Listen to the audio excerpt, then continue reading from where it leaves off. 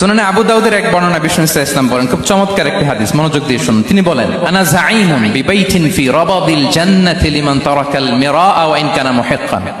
আমি ওই ব্যক্তিকে জান্নাতের আঙ্গিনায় একটা ঘরের গ্যারান্টি দেই যে ব্যক্তি তর্ক করার সময় নিজে হক এটা জেনেও সে তর্ক থামিয়ে দেয়। অনেক সময় হয় না, অনেকে পায়ে পাড়া দিয়ে ঝগড়া করতে আসে, এরকম আছে না নাই? আপনি চুপচাপ দেখবেন একটা বাজে কমেন্টস করতেছে, আবার কমেন্টের নিচে কমেন্ট, আবার গালি, হ্যাঁ আছে না এরকম?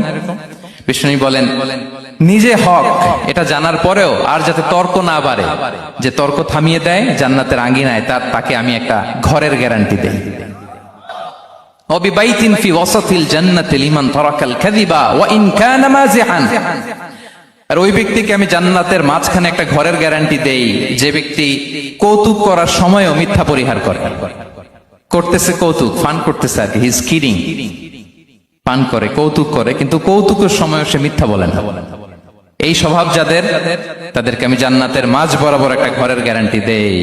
এরপর বিষ্ণু কি বলে দেখেন, তিনি বলেন, ওয়াবিবাইতিন ফি আ'লাল জান্নাতি লিমান হাসানা খুলুকাহু। আর জান্নাতের একেবারে হাইস্ট পিক অফ প্যারাডাইস, জান্নাতের সর্বোচ্চ স্তরে আমি একটা ঘর বা একটা বাসভবনের গ্যারান্টি ওই ব্যক্তিকে দেই যে তার আচরণটা সুন্দর করেছে।